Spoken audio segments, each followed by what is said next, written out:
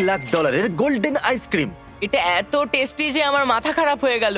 $5,000 Mac and cheese, এই Mac আর চিজটা দারুণ। $30,000 ব্যানানা ফোরস্টার। এটা অসাধারণ। আরো অনেক কিছু খাবো যার শুরুটা হচ্ছে এই $100 আইসক্রিম দিয়ে। এরপর আমরা সামনের দিকে এগিয়ে যাব। এই আইসক্রিমটা $100। এটা দারুণ খেতে। এই চিজ বলস গুলো $500। দারুণ খেতে। ও গড, আমি এক্সাইটেড। ও মাই গড, এটা খুব টেস্টি। ও, ঠিক আছে, চলো এবারে যাওয়া যাক। এই চকলেটটা হলো $1,000। আর এই দেখুন, আপনারা দেখতে পাচ্ছেন এর উপরে সোনা লাগানো আছে। God, ওয়াও, বেশ ভালো। আপনি সোনা লাগানো জিনিস খান, আপনার বডি সেটাকে হজম করতে পারে না, আর তখন আপনি সোনার পটি করেন। চলুন এবার যাওয়া যাক পরের রেস্টুরেন্ট। আর এবার আমরা $2,000 খেতে চলেছি প্রত্যেকটা প্লেটে $2,000। প্রতি প্লেট। এটা white chocolate, grape juice, gateau, raspberry coulis আর নীলা জেনুয়া, একটা মুসের ভেতরে রাসবেরি রিডাক্স আর গ্রেপ জুস জেলি। এতগুলো ওয়ার্ড বুঝতে পারিনি, তাই মনে হচ্ছে এটা খেতে দাবে। সবার প্রথমে আমি খাবো। ও কাম অন। ও মাই, এটা তো দারুণ খেতে। কাম অন, এটা তো তুমি এটাকে অপমান করছো তুমি। ও এটা এটা দারুণ খেতে। $2,000। এখনকার মধ্যে ভালো ডিশ এটা। এটা দামি অবশ্যই, কিন্তু এটা খুব টেস্টিও। এবার একটু ভেবে দেখো $1,00,000 আইসক্রিমটা কেমন হবে। আমার এটা খুবই দারুণ। আমি তোকে ভালোবেসে ফেলেছি। আরে এটার মধ্যে ক্র্যাব আছে, ভুলেই গেছিলাম যে ক্র্যাব আরে আছে। এরকম আই এম সো হয়। সরি। তারিক, আমাকে রেকর্ড করো। আমাকে রেকর্ড করার অর্থ হলো আমার জায়গায়। তারিক, এখন তুমি খেতে চলেছো $5,000 ম্যাক অ্যান্ড চিজ। কি বলো, হাক করতে চাও? দেখে আমার কান্না পাচ্ছে। তাহলে তোমাদের উনি ডিশটা এসে গেছেন। কেমন লাগলো? খুব ভালো, অসাধারণ। গুড জব, থ্যাংক ইউ, ভালো করেছো। আমার ভালো লেগেছে, আর সত্যি আপনাদের কথা ভালো বলতে কি, লাগলো। আপনারা এমন একটা দামি জিনিস বানিয়েছেন যেটা খেতেও খুব হ্যাঁ। টেস্টি। এটা করা কিন্তু খুব মুশকিল ছিল। Pinky touch, teleport. আমাদের পরের ডিশের জন্য বিস্ট মার্চ পড়ে আছে, আর কার্ল একটা ড্রিম ব্লার করে দাও, আর মিস্টার বিস্টের নাম লিখে দাও।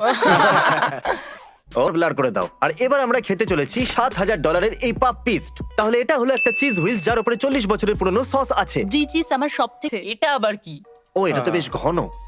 এতটাই ঘন যে এর মধ্যে আটকে গেছে। সসের গন্ধটা খুব সুন্দর। আমি তো শুধু সসের জন্য এটাকে খাবো। তবে এটা আমার এর গন্ধটা ভালো লাগছে। আমি বলি কি, তুমি এই সুন্দরই করি না। ঠিক আছে, তাহলে শুরু একদমই করা না। যাক। এবার করতেই হবে। আমি চিজকে ভয় পাই। এটার টেস্ট খুবই চিজেরই মতন। এটা মনে হচ্ছে আমি চিজের টুকরো খেয়ে নিয়েছি। খুব চিজি। তোমার ভালো লাগলো? এটা কোয়াইট টেস্ট। খারাপ খাবোই না। আমি এটার জন্য তৈরি ছিলামই না। এখানে ওল্ড চিজের বোম হ্যাঁ, তাই না? মানে আমাদের কিছু পেতে হলে কিছু হারাতে 100 বছর পর্যন্ত লোক, আর এদের বয়স হলো 1 থেকে শুরু করে পুরো 100 বছর পর্যন্ত। আর আমি এদের প্রত্যেককে গ্লাস কিউবে বন্দি করে রেখেছি, আর যে সবার শেষে এই গ্লাস কিউব থেকে বাইরে বেরোবে সে জিতে যাবে $5,00,000। আর এই চ্যালেঞ্জটা এখন শুরু হচ্ছে। দেখা যাক কোন বয়সটা সবথেকে বেশি আমি ভালো। 31 কে রিপ্রেজেন্ট করছি। আমার সামনে দারুণ ভিউ এবং মোটিভেশন তোমরা আছে। জানো বেস্ট কে, তোমরা তাকে দেখতে পাচ্ছ। এই শনিবার আমার মেয়ের 3 বছর হতে চলেছে। এমরি, আই লাভ ইউ, এটা তোমার জন্য।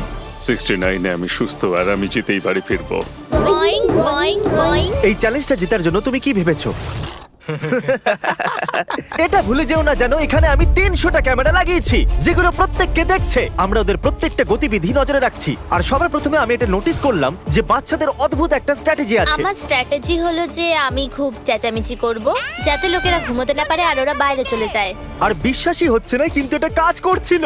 এই বয়স্করা এটা সহ্য করতে পারেনি, আর এখান থেকে বাইরে বেরোতে শুরু করলো।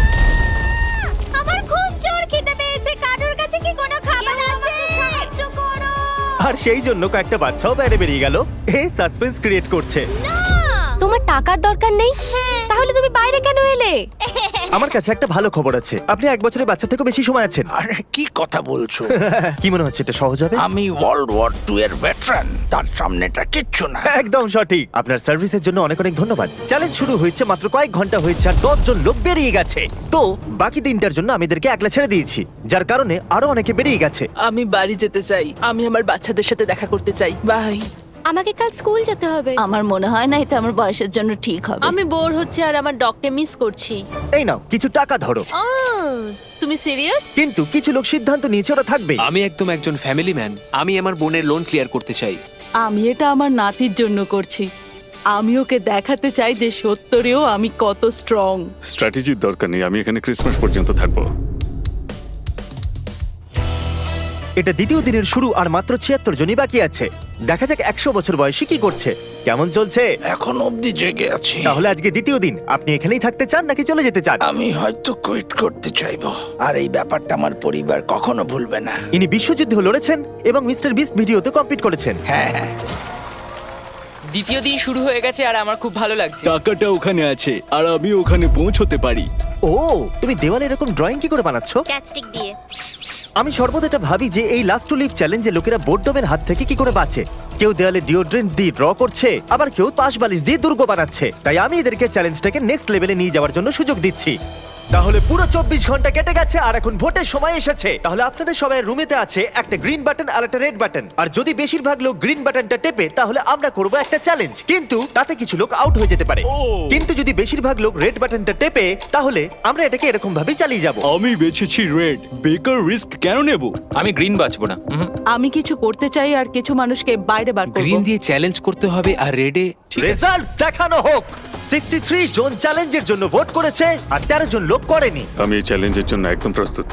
আর সেই গেমটা হলো 3টে কাপের জাদু, কিন্তু আমরা এটাকে একটু বড় করে দিয়েছি। আর এই বলটা এদের মধ্যে একটা কাপের নিচে আছে। নোলান, চ্যান্ডেলার, এগুলোকে ঘোরাতে শুরু করো। যারা চিনে ফেলবে যে বলটা কোন কাপেতে আছে তারা গেমেতে থাকবে আর বাকিরা আউট হয়ে যাবে। ওই ছেলেটা এত মিষ্টি যে কাপের দিকে আমার নজরই যাচ্ছে না। কখনো কাউকে এতটা মনোযোগ দিয়ে দেখতে দেখেছো? ওটা ওখানে কি আছে? তুমি মনোযোগ সরাতে ও এক্সপার্ট। মাই গড, ওখানে ওটা কি আছে না দেখো। না আমি এতে ফাঁসবো না। 82 তো ফেসেই গেছিল। তুমি কি জানো যে বলটা কোন কাপেতে আছে? I know. হয়তো এটা ভাগ্যের হাতেই ছাড়তে হবে। কিছু লোকের বলের ওপর থেকে নজর সরে গেছিল আর এই জন্য তারা পাশের জনদের জিজ্ঞাসা করছিল। যদি আমরা 1 সেকেন্ডের জন্য চোখ সরাই তাহলে ভেবো ওটা উধাও। এই জন্যই আমরা একে অপরের ভরসায় রয়েছি। একটা কাজ করা যাক, কি? আমরা ওদের ঠিক উত্তর দেব না যখন ওরা প্রশ্ন করবে। আমরা ভুল কালার বলবো। আমার লোকেদের উপর ভরসা আছে, আমি সঠিক উত্তর দেব। আমি খুবই নার্ভাস কারণ আমি বাইরে বেরোতে চাই না। এই কাপগুলোকে ঘন্টার পর ঘন্টা দেখার পরেও যদি এরা সঠিক কাপটাকে বেছে নেয় তাহলে সেটা খুবই দুর্দান্ত ব্যাপার হবে। আমি চাই সবাই নিজেদের ভোট দিন। যে কাপটাকে আপনারা বাঁচতে চান সেই বাটনটা টিপে দিন। কারোর ওপরেই ভরসা করা যাবে না। Green. ও বলল রেড, রেড। ও বলল ব্লু। ব্লু, ওর ওপর বিশ্বাস করো না। আমি এই মানুষটার উপর ভরসা করতে পারি না, একদমই না। তোমার তো খেলা শেষ শেষ। দেখাও কে কোন রংটা বেছেছে। দেখুন মাত্র 3 জন গ্রিনকে বেছেছে। নোলান, ওই 3 জন কি সঠিক? সঠিক নয়। বেশিরভাগ লোক ব্লু বেছেছে। দেখা যাক ওরা সঠিক কি না। একদম সঠিক। Yes yes. আমরা তো গেলাম। আমরা বাদ পড়ে গেলাম। দ্বিতীয় দিন চ্যালেঞ্জ সম্পূর্ণ হবার পর এখানে 100 জনের মধ্যে 52 জনই বেঁচে ছিল।